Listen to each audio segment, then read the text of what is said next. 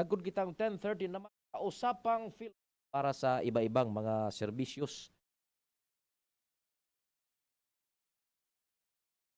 Katao kan ita si karon Madam G. Madam G, good morning. Yes, good morning, Sir Pio, at good morning po sa lahat ng listeners natin dito sa Usapang PhilHealth. Magandang umaga po sa inyo.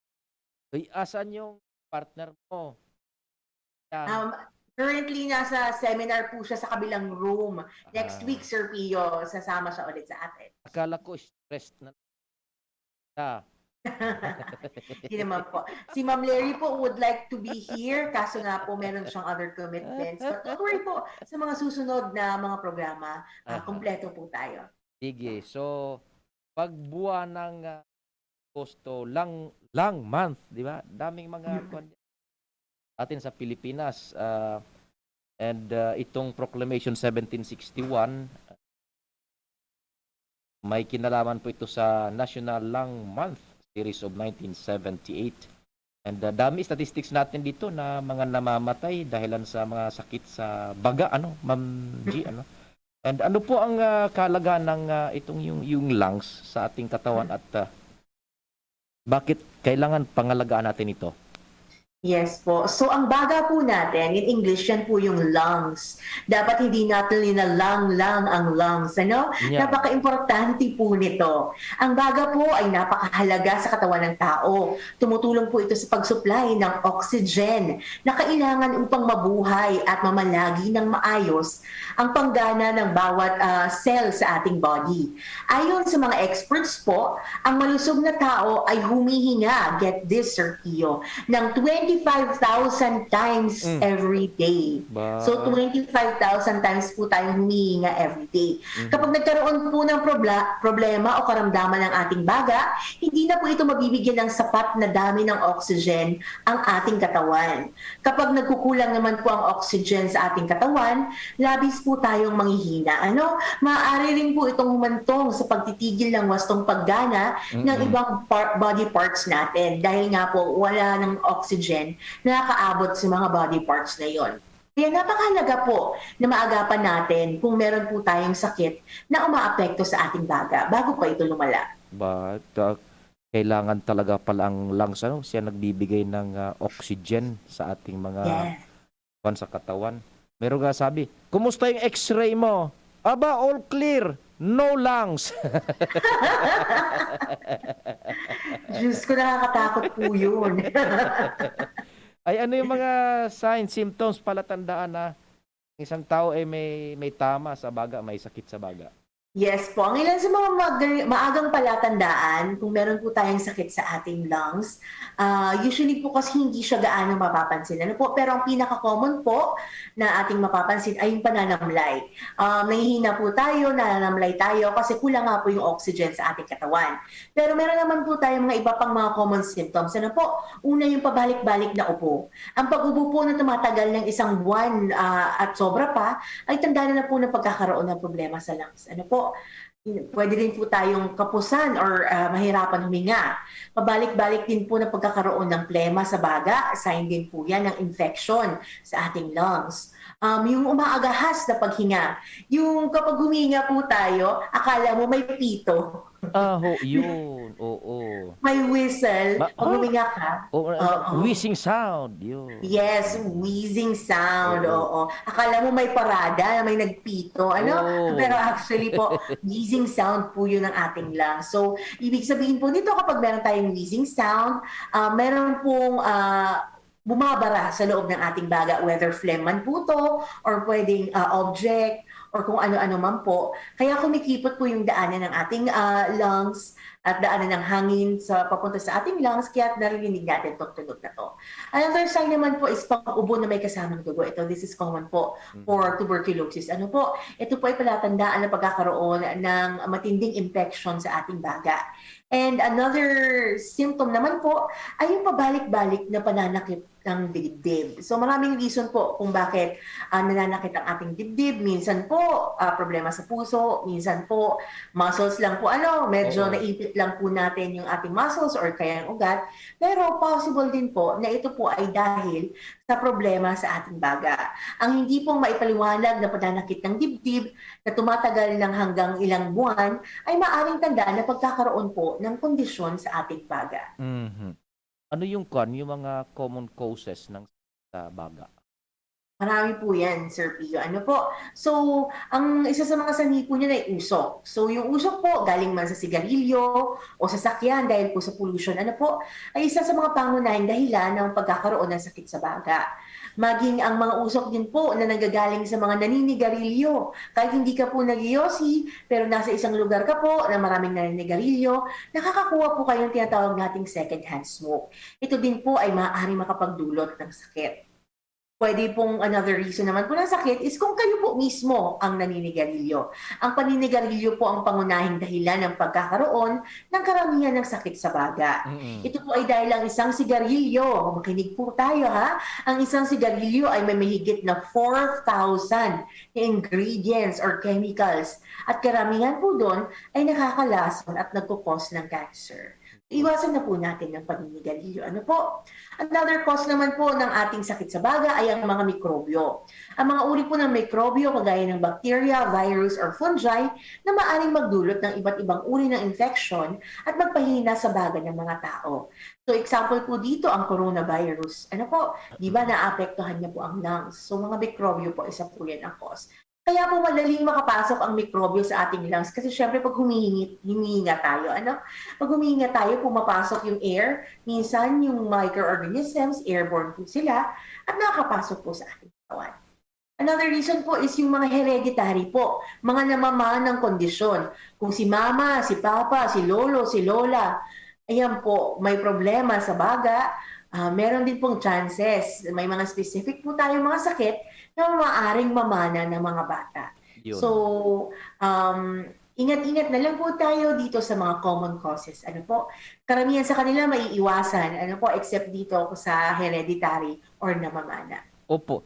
Yung mga sakit sa baga na covered, ano yun? Mga karaniwang sakit sa baga na covered ng PhilHealth and magkanong sinasagot niyo dyan?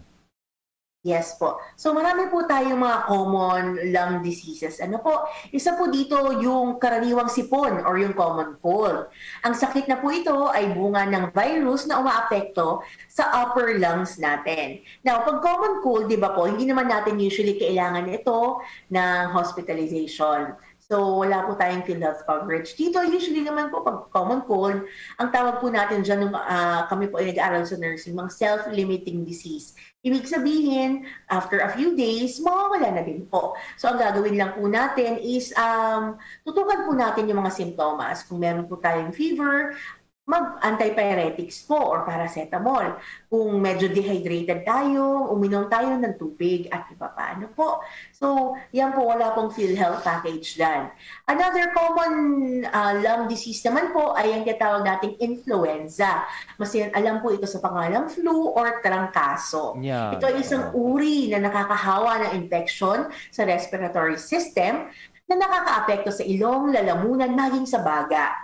Maaari po itong makamatay. Nakakatakot, no? Alam natin, ay, trangkaso lang yan.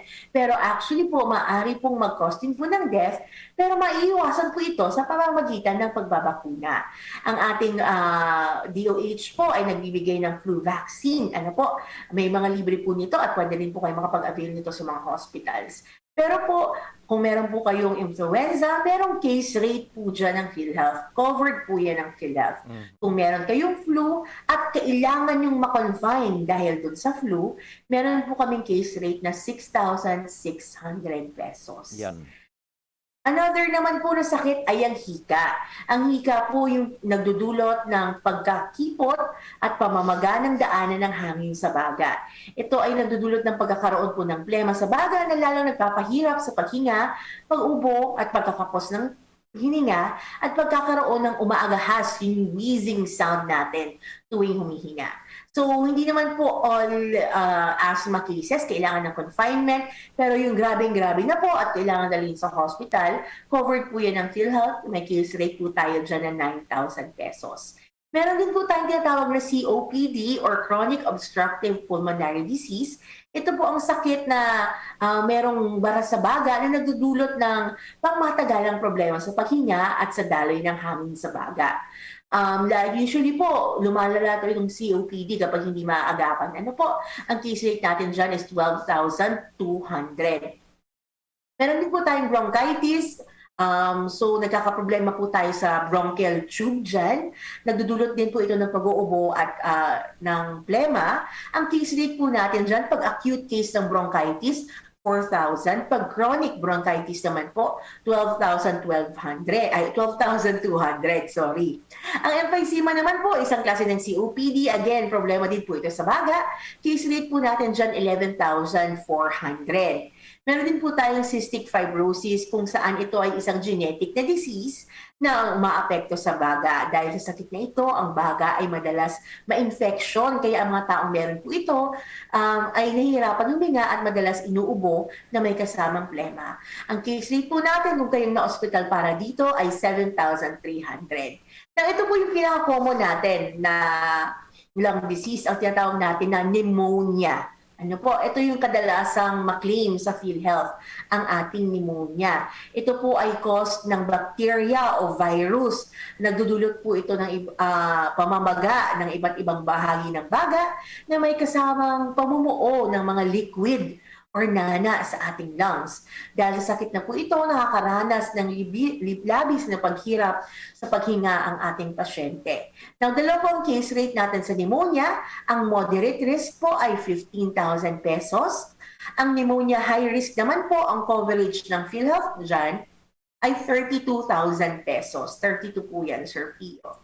And then, sunod naman po ang ating tuberculosis or TB.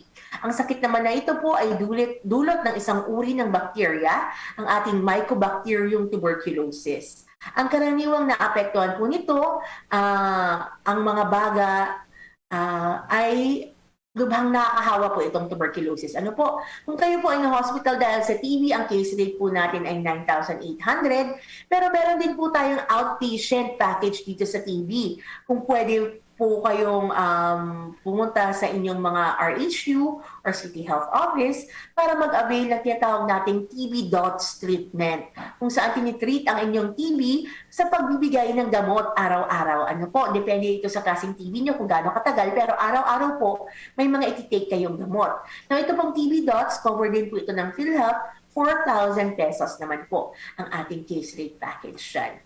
Ang last naman po natin na common lung disease ay tinatawag nating cancer sa baga or lung cancer. Ang cancer sa baga po ay bunga ng pagtubo ng mga hindi pangkaraniwang cells sa bahaging ito ng katawan. Maaaring magdulot po ito ng pagkakaroon ng tumor na pumipigil po sa maayos na paggana ng baga. Ang sakit na ito ay nakakamatay po, lalo na kung hindi ito maagapan. Now, kung kayo po ay na-hospitalize dahil po sa lung cancer, ang case rate po natin dyan is 14,600. Kung kayo naman po ay nagki-chemotherapy, 7,280 pesos po ang covered ng PhilHealth per cycle. And then radiotherapy naman po, na dahil sa inyong cancer, ang covered po ng PhilHealth ay 3,000 pesos per session. Again, lahat pong itong case rate ng PhilHealth, ma-avail po ng ating mga members. Siguraduhin lang na una, kayo ay member talaga ng PhilHealth. Pangalawa, kung hindi man po kayong gagamit, kung yung mga dependents nyo, dapat registered po under your membership ang inyong mga dependents. Pangatlo, kung kayo po ay direct contributor, dapat po meron po tayong contribution. Ano po, kung may kakayanan magbayad ng contribution, magbayad po tayo ng contribution. At pang-apat naman po, dapat pumunta kayo at magpagamot sa mga accredited, PhilHealth accredited facilities para masiguro po natin na magamit natin yung mga nasabi kong mga PhilHealth coverage. Yan. Oh. Paano natin pangalagaan ang ating mga baga at para maiwasan itong mga sakit na banggit mo po? Yes po. So para maiwasan po natin yung mga sakit sa baga, kahit nga po sabihin natin, Sir Pio, na merong package ang PhilHealth, mas mabuti pa rin po na maiwasan natin itong mga sakit. So, paano po ba natin ito mapapangalagaan? Una, iwasan po ang paninigarilyo. Sabi ko nga po kanina, paninigarilyo po ang isa sa pinaka-common causes ng lung diseases. So, lalo na sa COPD. Ingatan po natin ang ating mga lungs, iwasan natin manigarilyo, at mag-iwas po tayo sa mga lugar na merong naninigarilyo para hindi po tayo makakuha ng second-hand smoke. Pangalawa naman po, ugaliin po natin ang wastong paghuhugas ng kamay. So, lalo na po ngayon dahil sa COVID, na uso yung hand washing, kahit hindi po panahon ng COVID, patuloy po natin gawin itong hand washing. Ugaliin ang regular at wastong paghugas ng kamay, tumutulong po ang kaugalian ito sa pag-iwas ng mikrobyo maaaring magdulot ng sakit sa baga. Pangatlo naman po, takpan ng bibig kapag umuubo o bumabahing. Nakakatulong po ito sa pag-iwas sa pagkalat ng mikrobyo na maaaring magdulot sa iba ng pagkakaroon ng sakit sa baga. Panitilihin din po nating malinis ang ating mga tahanan. Tiyakin nating malinis at walang alikabok ang loob ng bahay. Iwasan din po natin ang paggamit ng air freshener dahil sa taglay nitong mga sangkap na maaaring makapinsala sa mga baga. Kung maaari ay maglagay po ng exhaust fan sa kusina upang mapanatiling maginhawa ang lugar tuwing magluluto. Ang susunod naman po, ugaliin ang pagsuot ng face mask. So kahit tapos na po itong COVID, kung pupunta po tayo sa lugar na alam natin na mausok o kaya naman po maalikabok, gumamit po tayo ng face mask. Kung tayo po ay nagtatrabaho, kung saan maalikabok po yung ating work environment, gumamit po tayo ng face mask. Also, we encourage regular exercise. Ang pag-exercise po, 30 minutes every day, ay nakakatulong sa pagpalakas ng baga. Nakakatulong din po ito sa maayos na pagdaloy ng oxygen sa buong katawan na nagiging daan naman sa ikapapanatiling maayos ng ating kalusugan. Another one po is magpatingin kaagad sa doktor. Kung meron po tayong nararamdaman, huwag pong magpatubili, pumunta sa doktor. Ang magandang balita dito, Sir Pio, is malapit na pong i-launch ng PhilHealth ang tinatawag nating konsulta package kung saan covered na ng PhilHealth ang mga check-up natin. Kung noon po tayo ay natatakot pumunta sa doktor dahil isa sa mga reasons is ay wala akong pambayad, ay baka kung ano-anong pabilihin, dahil po sa tinatawag natin na konsulta package na coming soon na po dito sa Legazpi City and ongoing na po sa Sorsogon, ang check-up po natin at mga basic medicines ay covered na po ng PhilHealth. So abangan po natin yan na bagong programa ng PhilHealth. So again, ulitin ko po, kung merong nararamdaman sa baga o kahit sa anumang parte ng katawan, magpatingin po tayo sa doktor para hindi na po ito lumala pa at maagapan man po kung anumang kondisyon ang nararamdaman natin. And last po is magpabakuna. So alam po natin na usong-usong bakuna ngayon ay COVID vaccine. We encourage that po. Magpabakuna po tayo. Pero when it comes to lung diseases naman po, meron din kasi tayong pneumonia vaccine na libre po ito. Minsan sa ating mga RHQs at CHOs, basta meron po silang stock And then also DOH po, nagbibigay ng libre nito. Meron din pong private clinics na nag-offer nito pero may bayad. Ugaliin po natin magpabakuna laban sa pulmonya taon-taon. Ito ay lalong nakakatulong sa mga taong may hinang resistensya kagaya ng ating mga senior citizens at yung mga immunocompromised po na may mga sakit. Maganda pong magkaroon ng pneumonia vaccination. So yun po yung mga pwede nating gawin para maiwasan ang mga lung diseases. Yan, Yung pala, Madam G, nagpasalamat na yung tinulungan natin. Yung, di ba may pinabigay ako sa inyo na may ads yung sulat, taga-tabako. Tumawag sa akin kanina bago pumunta sa office. Nagpasalamat at meron daw aksyon. Yes po. Opo, pumunta po siya dito kahapon. Ako po mismo yung nakiusap, Sir Pio.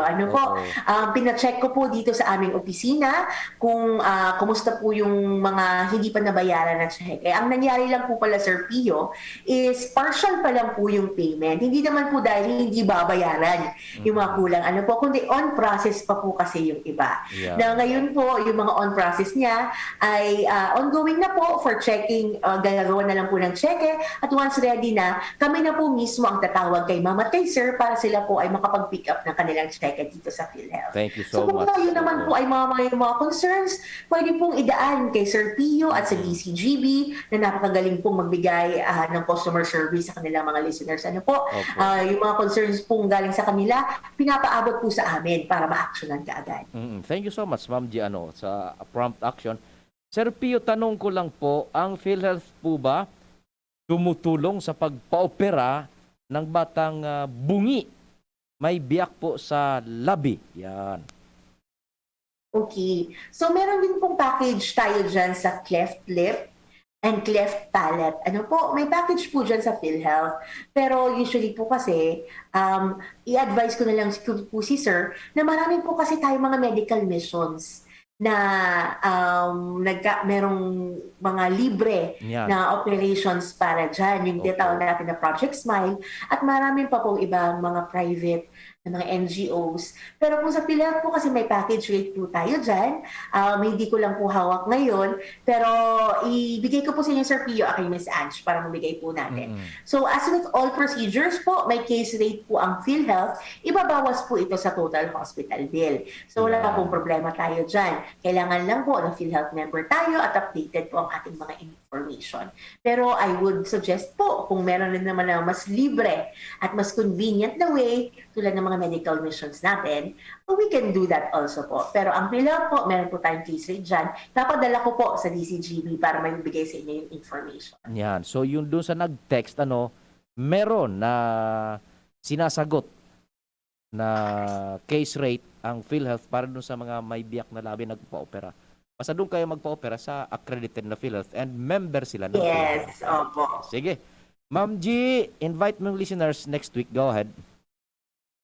Yes po. Para sa ating mga tagapakinig, iniimbitahan po namin kayo na laging makinig sa ating usapang PhilHealth sa DCGB sa susunod na Lunes, alas 10 ng umaga hanggang alas 10:30. Ano po? So, sa kalan po ng aming Regional Vice President, Sir Henry V. Almanon, nandito po ang Team PhilHealth Bicol para patuloy na magbigay ng dekalidad at tapat na serbisyo sa mga Bicolano. Bukas po ang Regional Office ng PhilHealth at ang aming Local Health Insurance Offices na matatagpuan sa lahat ng probinsya ng Bicol Region, Lunes hanggang Biyernes alas 8 ng umaga hanggang alas 5 ng hapon. Kung meron po kayong mga katanungan, ipadala lamang po sa aming Facebook page, PhilHealth Regional Office 5 Bicol Region, o tumawag sa 24/7 PhilHealth Action Center 8441-7442. Again, samahan niyo po ulit kami sa Usapang PhilHealth sa DCGB every Monday, 10 a.m. to 10:30 a.m. Dahil sa PhilHealth, kalusugan mo, sigurado. Thank you so much, Ma'am G. Until next week sa Usapang PhilHealth. Salamat asinamang Diyos ang magbantay. Inyong napakinggan ang programa Usapang PhilHealth. Makinig muli sa susunod na